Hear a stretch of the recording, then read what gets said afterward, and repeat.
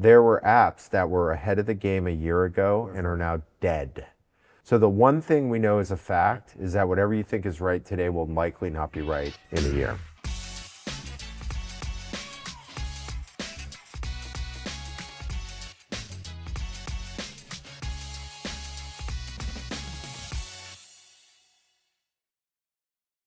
This episode is brought to you by Testbox.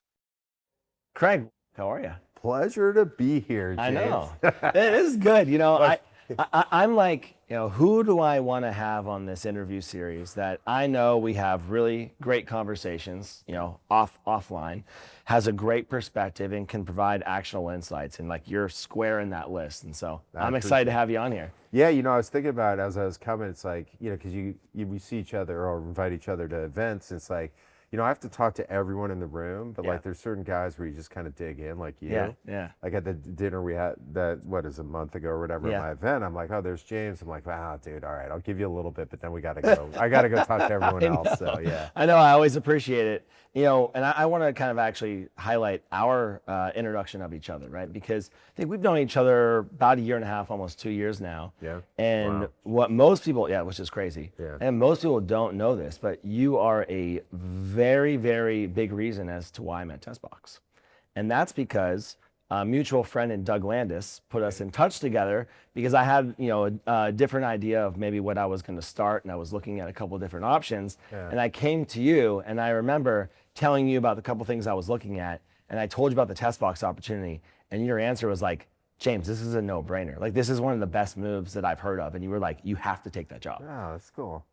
I'll when you guys are famous, I'll take. Then I'll. Well, I appreciate that. Yeah. I mean, like, I remember that conversation, and what's cool was I love meeting guys like you that have built something. I don't care what it is. You know what I mean? Yeah. Because it's just a different type of person that can do that. Which I think as we talk about like all the crazy stuff happening, I'm excited to dig in. Being driven by the people like you that are like, no, I'm just going to do it. Yeah. And so, all right. And we're going to dig into that because I think that was one of the reasons why I also took the job is like, hey, I want to be, lead all of go-to-market, and I want to get hands-on and build this thing from the ground up and, lead from the front. So before we get there though, let's talk about you, right? You've got an awesome career. Tell us a little about where you're at and how you got here.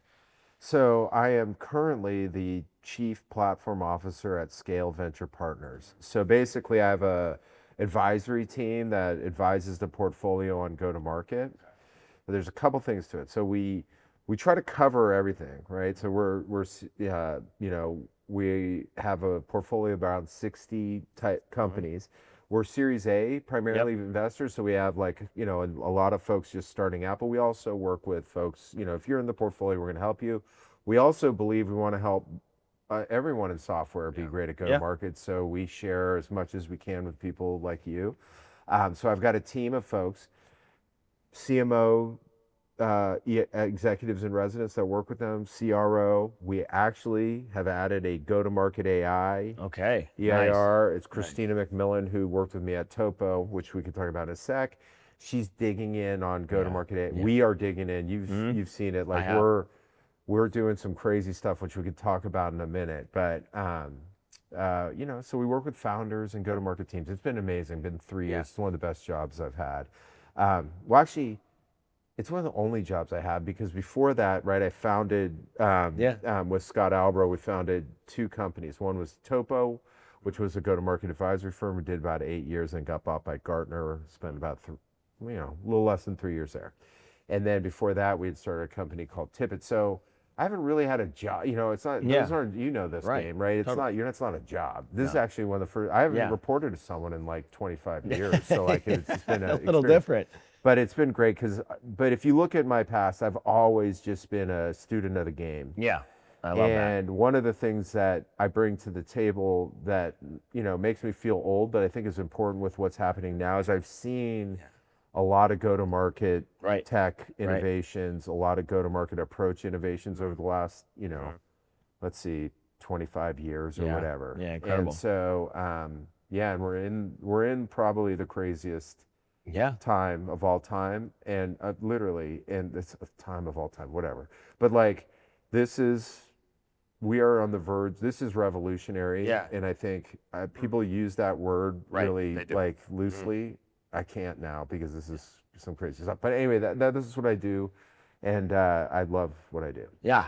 I love that background. I love that this is the first job that you're in, right? That's super well, interesting. no, I had a job. Yeah, Early in my career. Yeah, I don't remember those, but like, I was a long spent time ago. years, helping found companies and like being a part of that, Yeah. which is kind of where I get off. I really want to dig into this. This is revolutionary, right? Because I think that so many people want to take hot takes. They're like, oh, this is revolutionary. Things are broken. Things are changing.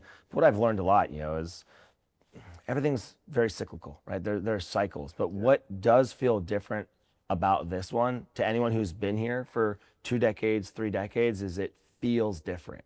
And I want to know why you think that. Yeah. Well, I think, there's a lot of things. So you got to keep me on point. Let's start with the buying side, because this is something you and I talked about with TestBox, We did. right? We did. Which is like, we always think this is, like, a lot of this is not your decision. Right. It's who you sell to. And you got to figure out who you sell to and how they want to buy. Because, look, man, I was in, enterprise software 25 years ago. And if someone said they wanted to see the product before we were able to do discovery, we'd say no. Right? No, you can't. Yep. You have to do this. Right. Now nobody is going to allow you to say you have to do this. Right. They are going to want to do it. So we got to figure out what those, and those are changing. Buyer habits are changing. Yeah.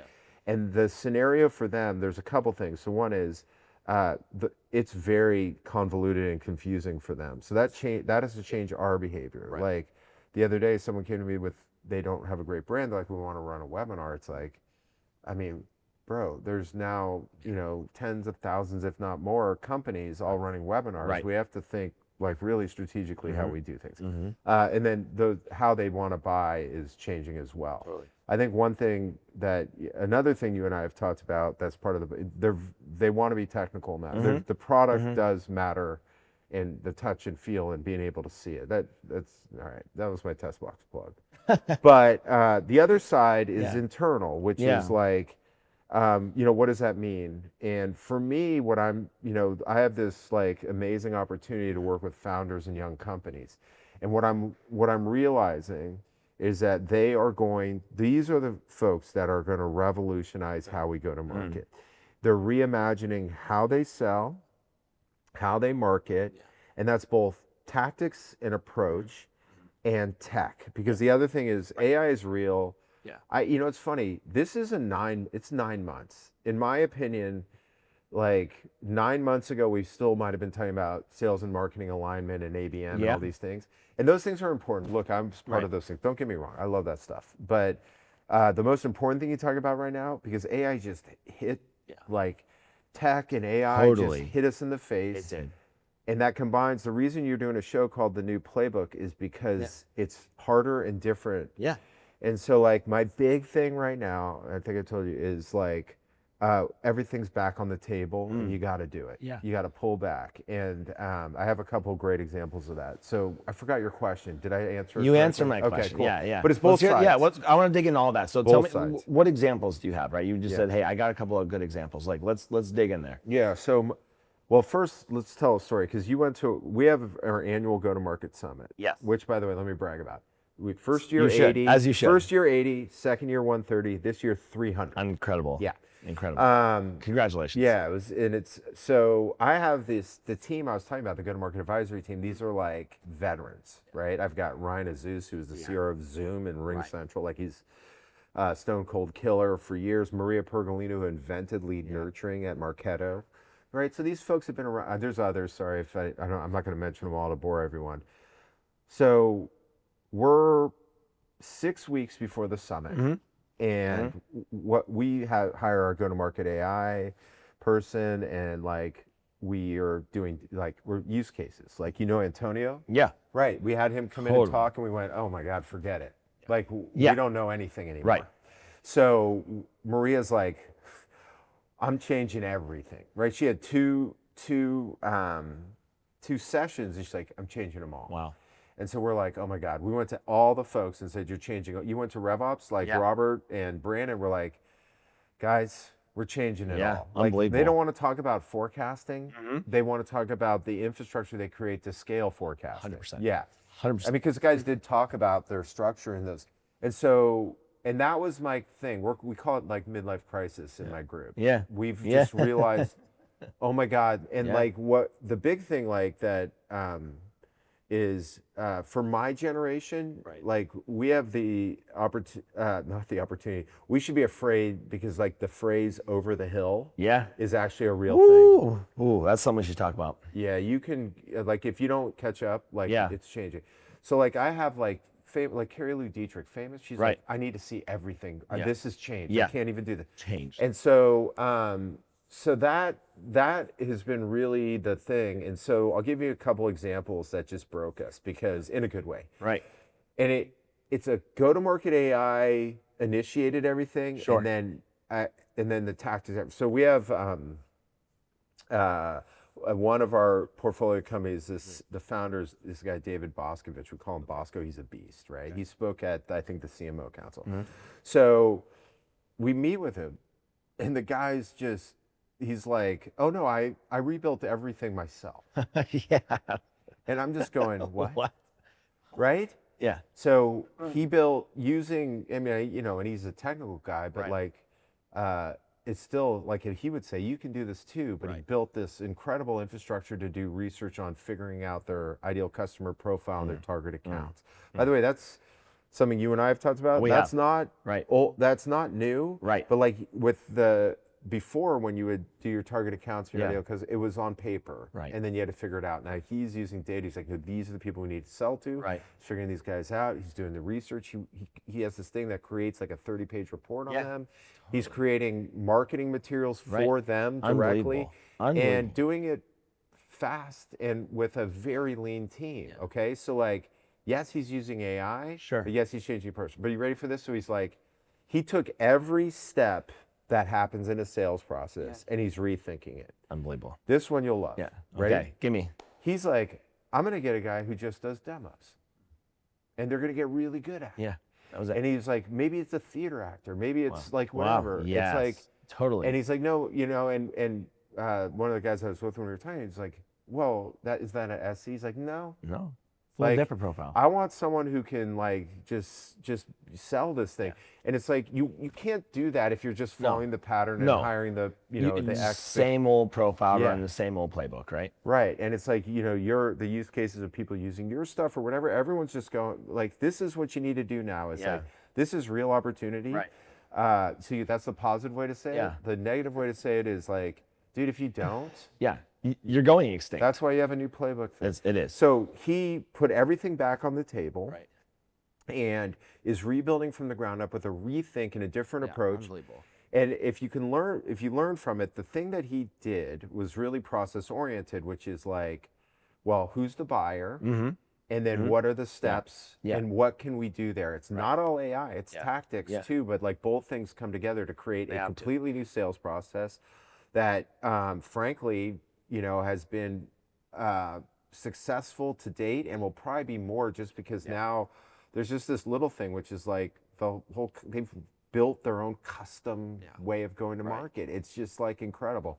So that's one, and that broke us. Like when we were doing that, we were like, oh my God. And that's why I say like the coolest thing about being where we are and in the world you're living in is you can do that. Right. Like if Oracle can't do that. No, right? Yeah, not yet. And so, and then my lesson to you as the old man here on this thing is I try to trim some of my gray. It works.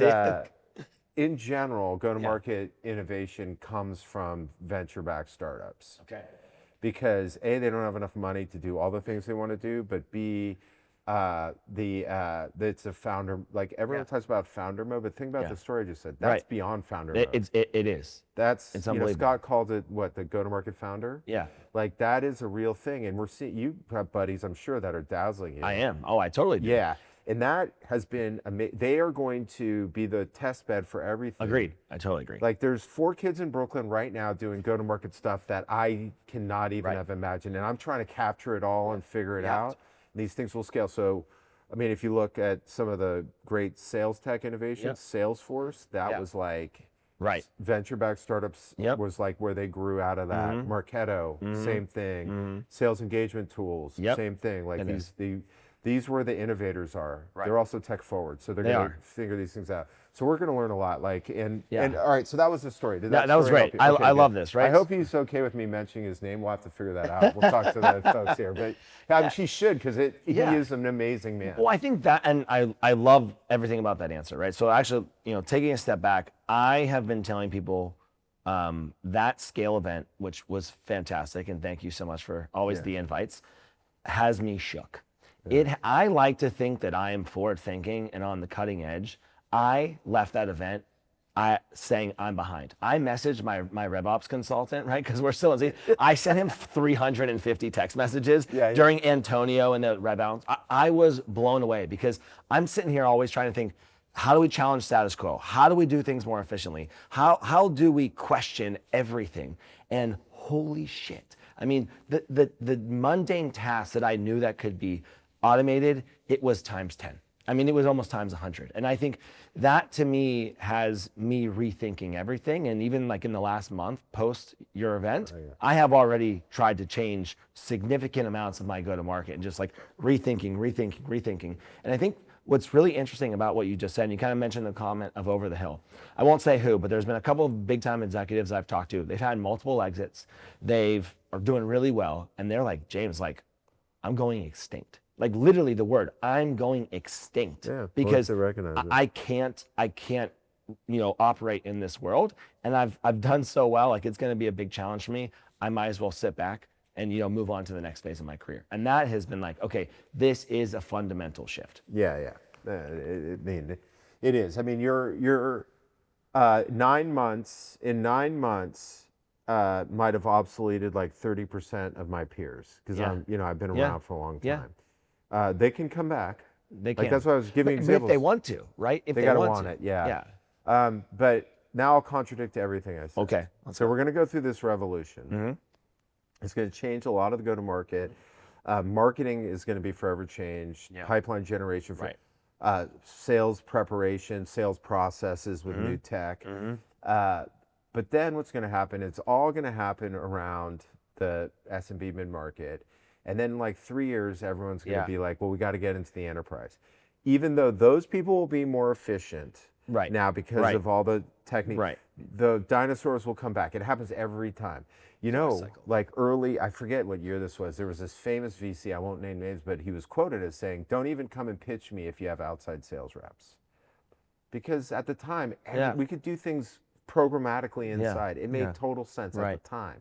Then 2 years later, everyone's like, we got to get in the enterprise, and it's like, okay, we got to go hire the SAP, of course, $1 million rep. So we'll see. Everything's going to change around here. Then we will go up, and don't worry, dinosaurs, you'll be back. But you will have to be more efficient. We'll have to be more efficient. Yeah, sure. and you have to learn from the folks. By the way, like right now, we're just doing this thing where it's like, just go do ChatGPT. Make a prompt. Once you start doing it, you get excited. Yeah, totally. And then we're like, well, what about packaged apps? It's like, well, yeah. Sure. But like first thing you got to do is embrace AI and just understand it. Yeah. And in it your has to be a personal way life you too, work. right? You got to start in the personal life and then it bleeds into the professional life. I had to write some letter for my kid at school. They're like, write a letter. I had like 1 hour. I go to ChatGPT. I put it in. I'm like, I'll revise it a little bit. So that's real. And I used to bristle, even though I was a tech analyst. Think about that. I was an analyst of sales tech for 12 years. Yeah. So like briefings, writing reports, all these things. But I still bristled when everyone went tech first. And so because they'd think, well, we're going to do tech, it's going to solve it. And but now I'm like, I want to take one thing from my past and bring it over, and I'll tell you what that is in a sec. Please. But now you have to consider tech. Right. This is not like, if you don't, then I'm going to be like, oh, bro. But here's the thing, is like, even back then, but more so now. So like, my buddy Dan Gottlieb's an analyst at Gartner. Right. And I said, well, what's the biggest thing you've learned with AI? He's like, the people that figure out how they work first. He's like, so the enterprise? He's like, 6 months. Just watch and document how people work. He's like, because you have to figure out the work first, then the AI. And that is really important. Like Matt Amundsen, I don't think he went to the session, he keeps saying, look, if you don't figure out your process, then the AI may not help you. Right. And so So that's really important. But what we're saying is, well, what if the process is different? That should be exciting. It's like, well, what do my buyers want? Right. We were talking years ago about how buyers are moving demos way up in the sales Totally. process. Well, we don't let's want think about that. Well, I don't care. They do. And that's the biggest thing. This is like what's so baffling to me, Craig, is like people are like, well, I've worked for sales leaders like, well, there's got to be 4 levels of discovery, and there's got to be a JEP, a joint execution plan, and then we'll show the product. And it's like, if you don't meet your buyers where they're at, they're going to go somewhere else because there's so much tech out there. The margins are Olympic level margins. Like all these products are converging. There's specific features that maybe differentiate them. And Salesforce will say like 88% of people are buying on the experience. So like if you give a bad experience and you put up too many guardrails, they're just going to go to your competitor. They walk, yeah. So going back to that, so that's different. Yeah. It forces you. You can look at it as an opportunity. Yes. Yeah. Put everything back on the table. Yeah. And just draw it. How do we want to work? Right. And then once you do that, then you can figure out new tactics and AI and these things. You can be really successful. I have no idea how we got down that track. I love it. But it's really important. It is important, right? Yeah. And I think Richard Segro at Insight has been someone that I've known for years because he was SE leader, community, gone that route. He told me like 2 years ago, he's like, you need to be focusing on the jobs to be done. He's like, what are the jobs to be done? Like the age-old JTBD, right? Yeah. Like what are they? And then working backwards. And I think one of my premises generally about the new go-to-market playbook is that we, in the last decade, and I'd love your perspective on this, last decade and a half, we forgot who matters, and it's the customer, right? We built all these internal processes. We built org structures around us internally. We didn't really care about the customer experience because it was growth at all costs. And now, SaaS companies can't go get extra rounds of funding. They're burning tons of cash, totally. And there's an existential crisis. And I think that is the big trend that has forced us to, accelerated by AI, but rethink the customer both experience. Things came together. Yeah, for sure. I mean, it's so funny. I remember this happened to me for years. Yeah. It now is like a crisis moment. You got to think this, or someone will come to me like, so Craig, we're thinking about doing PLG. What do you think? And I'm like, well, why are you asking me? Yeah. I don't matter. I can help you execute it, but do your buyers prefer it? Right. It's like if you're doing DevOps, bro, you got to give them the product. Right. Like don't come to me and ask me what I prefer. Like, and so that's and everyone's drawn buyer journees for the years, and it's like, okay, well, those were on paper and they didn't. Now they okay, go ahead and do it. But the main thing is like, what do they want to do, and then figure out how you want to serve them. Yeah. And then you can accelerate those things. The other thing that I've learned, and you can tell me if I'm crazy, is we've always understood the need for hyper customization, but now in the sales process, the buyer obviously is going to respond to it. Right. But you can do it. Right. That's the difference. Do it. Everyone's you can like, do it. Before it was so hard. Right. Like it was, right. And now you can do it, and everyone's like, I'm still think we're sort of figuring out on the SDR side, the prospecting. We're still figuring these things out. Yeah. But like in the sales cycle, like if you come in and you don't understand, the other day, dude, you'll laugh at this one. This guy was pitching me. He's like, hey, do you know Scott Albro? He asked you that question. I'm like, there's AI. Like I worked for the guy or with the guy for 20 years, but like you take the David Boskovic example we had, like they're doing this deep stuff, and like the AI is unearthing, like, what if you ask them this and all this stuff? It's like, they want that. It's better. We've always known it's better. It is. But it's always been hard. It has been hard, but it's not anymore, so there's no excuse, right? And I think the big thing for me is that we've had such a low bar. We've allowed the bar to be so low for our sellers, our solutions teams, like the customer experience, and now the bar is finally raised, right? So like the fact that someone would ask you about Scott is asinine to me, right? The fact that you can go on deep research and learn about you. You can learn about Topo. You can learn about everything, and you can get 30 pages of research before you even talk to somebody. Yeah, and I love it. It's great, right? Because then I get to show up and I'm informed. I've got a point of view, and you're like, oh, this guy did his homework. Yeah. Like, oh, I maybe want to hear what he has to say. Versus, somebody asks you that question, you're like, this guy's, totally. Come on.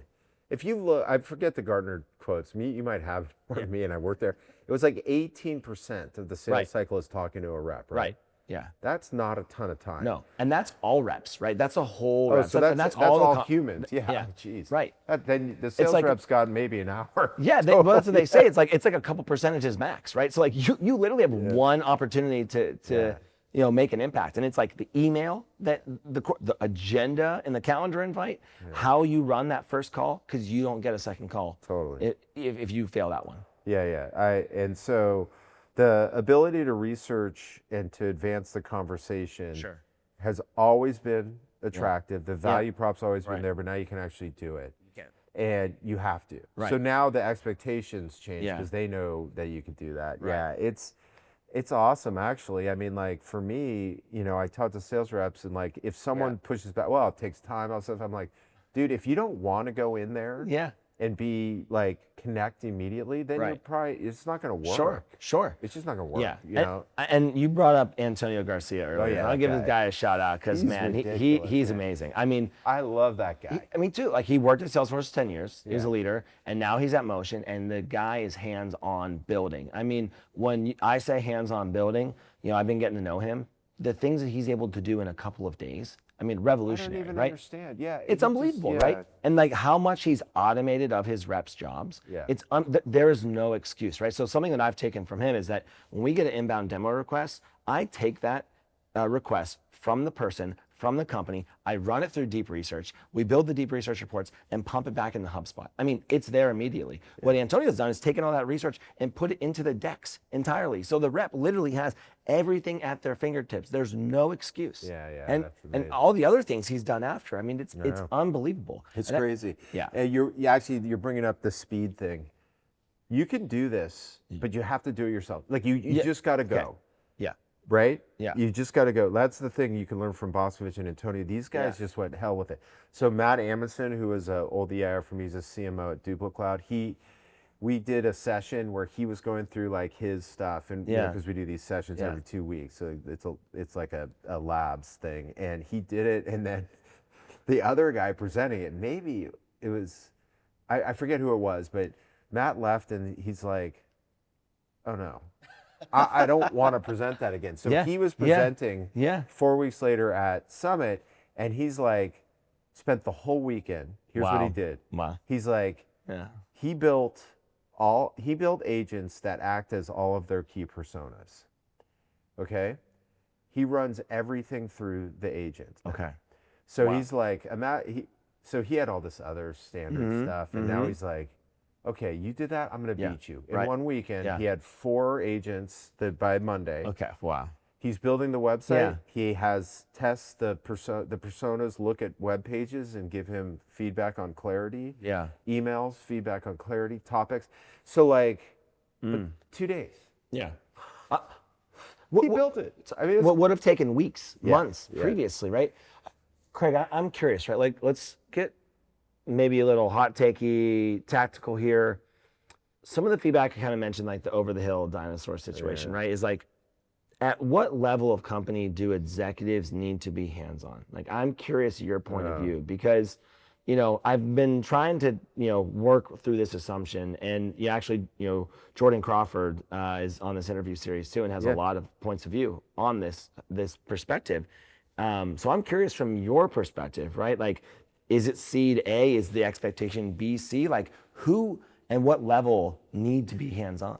Well, that's a good question. That's a tough one. It is. I mean, I would say first, the go-to-market founder Yeah. needs to live through. I mean, like, Yep. but in the early stages, you've just got to take this thing in. And the Right. good news for founders these days, or technical guys, Right. guess what? It's technical. It's so like technical. they can It's go technical. build all this stuff, and we're going to learn so much from them. That's hands-on. I'm not sure how to represent the big companies. So like, let's say you are well past that. So I would say you want to be as hands-on as possible until 250 million. That sounds crazy, Wow. but like, it does. because the game keeps changing does. and your buyers keep changing, Right. and your segment, and like, so you've got to go hands-on. But here's the thing, I think you would agree. Like, you have to, in this, what we're doing now, you have to do it yourself to learn. You have to. So look, I was at Gartner, man. I talked to big companies. Yeah. Those guys don't get down there in the weeds. No. And that's okay. They have big operational teams to go do these things. But like to be relevant and not be over the hill, Right. you've got to understand this stuff. And I love that answer because I want to see where your thought was. And you said 250 million, which was I higher made than that I up. expected. No, but Yeah, I made that but up. what I think that you got to though, right, is that no longer can you be just running these machines and be, in your ivory tower, right? The go into a company, go run the playbook that you ran for the last decade isn't going to work because the people on the field and on the front lines are having a different experience. And I think that's been the one thing I haven't been as open about as I always talk to a lot of senior folks to learn. And some of them are like, I don't have the desire and I'm not close enough to the field. And so they've really got to empower their teams. And as you know, some of these, there's been a trend the last couple of years of cutting middle management, but some of these, people are 4, 5, 6, 7, 8 layers from the field. They are extremely disconnected. So what I've been doing in my sales process, Craig, I've been going and talking to everybody in the field. Like literally when we're going to talk to any company and I'm going to get a meeting with an executive, I talk to everybody in the field. Talk to the executives, talk to leadership, and then I present the point of view of like, this is where you think you are, and this is where your field is telling you. And if you find the top performers and you go find the people who are really getting shit done at those organizations, their words carry weight, Yeah, that's brilliant. I love that. So you're actually helping them go do that. I'm trying. Yeah. Why not? That's why you buy software, right? At the end of the day. And if you take other technical products, that's what they do. Yeah. They go and they look at how the developer works, and then they figure Right. those things out and where their latency is. Yeah, that's a great idea.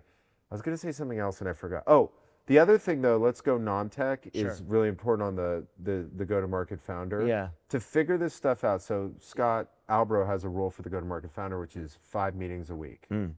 Now he did it to 5, but him and I were 10. Wow. And like, because you're saying you're doing this interview series just to talk to me, right? I'm learning. Because I'm learning. Yeah. Look, And you're I'm learning badass, too. but I'm learning, But that's like, so everyone should do that at every level. Yeah. And what you're saying, I think, is really interesting, which is like, maybe in the bigger companies, there should be a new, like, so first of all, a good leader in a big sales organization goes and helps close deals. Sure. Okay. Sure. You got to be in the field. Yep. You have to be. But maybe when you're in the field, sales leaders, Yep. I'll have to ask my friend Maria Bolden, who's passionate about this. She's like, look, like, you got to get into the field and see how these guys are selling it. Yep. And actually, I think what you're saying is you got to get in the field, see how they're selling, and see how they're working. You have to. Yeah. And then you should have fun. The other thing too is like, don't just dump it on ops. Like, go have some fun. Yeah. You can reimagine anything. It's so right fun now. you say that. You can reimagine it. You can. I mean, the examples we've given today are all guys who just went, well, I don't care what you did before. I think you have to have that growth mindset though. You know what I mean? You have to be willing to be like, you know what? I have a growth mindset. Yeah. Someone else I had in this interview series was like, he's a CRO, multi-time. He's like, I didn't become coachable till I was 37 years old. You know what I mean? And he's like, at least I learned it at 37, right? And I think a lot of people have to be willing to understand like the game has changed. I need to go and change if I want to be a part of it. And I think the one thing I'm curious, as you're seeing this with seed stage companies and Series A and B, is how has the game changed on like revenue per employee, right? Because I think we are starting to see companies that are doing more with less, right? They're literally having these SWAT teams, right? Because even when we have this conversation, I sit here and think, what's all the tech that I can do myself? Like how much of the go-to-market motion can I build myself through automation with just a couple of people before I add headcount, right? So I'm curious, do you have a point of view on like this revenue per headcount and what some of these like next generation companies are going to look like if they've got all this automation? Yeah. Wow. You know what? I'm going to make that part of my new study. That is a great idea. Sweet. I don't know yet. Okay. But like, brilliant. Yeah. Let's do it. Let's like we lock should, in on right? that. Yeah, because that makes total sense. I mean, these guys are growing companies with, I would say right now, what, 50% less the headcount? Is that about right? I don't know the numbers around there, but it's unbelievable. Yeah. It's That's what in my next study, we're doing that.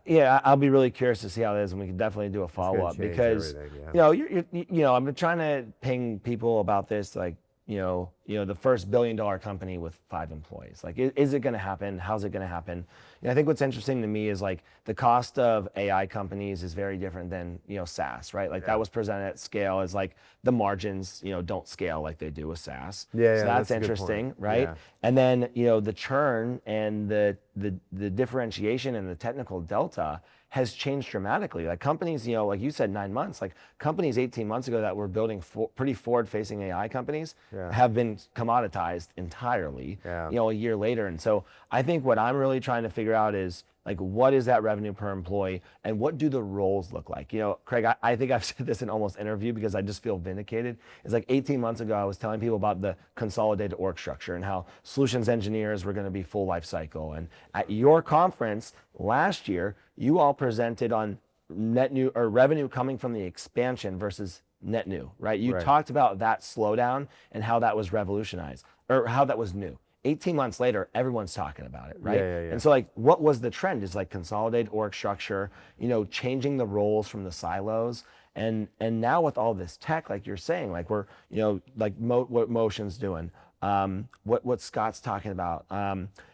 how does that change the profile? How does that change the skills of these individuals, and what is their actual role in the customer journey? Because I think it's different than what we've had the last 10 years. Yeah, I know. Well, here's what I would say on that. Yeah. I don't know that I have the answer yet, but I'm watching exactly what you're talking about, right? We got to give this a little bit of time. Right. We don't have to give it a lot anymore because everything happens fast. So fast. But like, the good news for sales reps is what people still long for is the uniquely human relationship. They still need it. All of these things enable you to do things faster and to be uniquely human. I think the things that people are testing are like, well, do I need a CS person or does one person own it with an SC? Right. Those two go along for the ride forever. Yeah. I'm seeing that. I want to see how that goes. Yeah. You know, and that also puts pressure, by the way, on the product and all these other things. It does. The SC solutions consultant thing is really interesting because I think we'll have to see how we rationalize the profiles of everyone because everyone wants more technical. Yeah, they do. You know, VCs were hiring more technical. Yeah. Right. Does that mean the sales reps do? I mean, the numbers, I'm sure we'd have to look, but I had heard like Salesforce was hiring thousands of SCs because trying to sell AI is not the same. Well, and their Agentforce SCs or Agentforce AEs are all former SCs. Most of them are former SCs, right? They changed that profile, right? And we'll have to see because, again, the buyer wants what they want. Right. And so, you know, frankly, a lot of the differentiation now comes from the way you connect and what you can output. And so I think we're still learning what the profiles are, but we have some leanings. One is it's not just the silos, it was the silos and the multitude of people that it required to serve a customer. Right. That might change with AI, right? So the walls come down and it's like, well, who does it? But actually, is that better for the buyer? Probably. Sure. Probably. Agreed. And then the second thing, like you said, well, what does the buyer want to talk about? Where does the value lie with the human? Right. It's becoming a lot more technical. We are. Yeah. And so just you telling me that you know, we're going to hire XSCs now. Can you train? So the only thing that, and again, this is good news for all people in the business. It's like, well, like those people that can get a buyer excited, that can understand what they do, that can build relationships. You won't go away because that will be a differentiator. That will be a differentiator. But like, you might own it. You might not be able to kick it over the fence. That's and why do you fair. want to? Right. And then the SCs, man, we got to like they need to be, they need as much automation as possible because they're being brought in forever. Yeah. Forever. Right? Forever. And then doing tons of mundane tasks as well. That are expensive mundane tasks. Tons of mundane. Yeah. So, I think both questions that you brought up at the end, I think those are really important. Sure. I want to study. Cool. And I'm looking forward to talk about it. I have one more question for you as we wrap up is, you know, we talk about a lot of things today, like tons of insights. Yeah. What is one thing that you think is a trend right now that is here to stay for the next 3 to 4 years? Well, let me rephrase that question. In 3 to 4 years from now, what's a trend that we think is, you know, trending? Is it possible? Is it not? That's going to be fact in 3 to 4 years from now.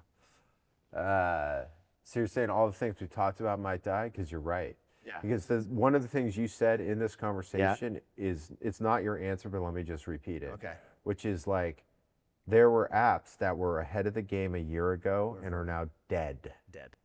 So the one thing we know is a fact is that whatever you think is right today will likely not be right in a year. And that's important. And that's why the founder curiosity mindset, like Agree.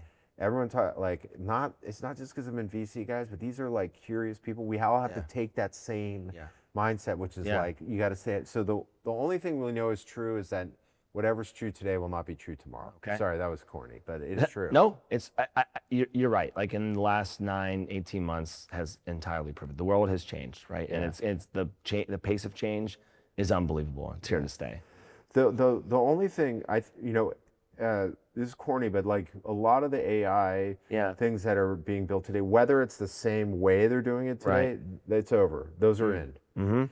How we do it will change considerably. But like that's not a trend, right? Because everyone's like, well, remember last trend? It's like, dude, I'm not. Yeah, it's not the same thing. It's not.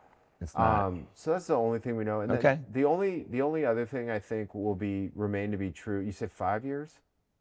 I said 3, but we can go You 5. said 3, We can go 5. Well, we look can go at 5. 3. The one thing I think that that is true today that will be true then is like there will still be a uniquely human aspect to every touch that that won't go away. Right. Because that will be your differentiator. Yep. But I'm telling you right now, like in 3 years, like I said, all the use cases that are building around AI, they may be with different ways that they do it, but everyone will be addicted to it. Love it. I mean, look, dude, take 6 months. Like I got 60 portfolio companies, 100% of them will be on AI. Yeah, that's unbelievable. Sure. Yeah. Craig, it's been a pleasure talking to you. I really appreciate your time today. Always appreciate the insights and looking forward to how people take our conversation today and actually apply it in their business. Yeah, I hope they do. I hope they do too. Well, yeah, If or they don't, they're if in they trouble. don't want to listen to us, it's fine. Like there's plenty of other. Walk down the street and there's someone doing it. So Awesome, man. Thanks, Craig. Appreciate it.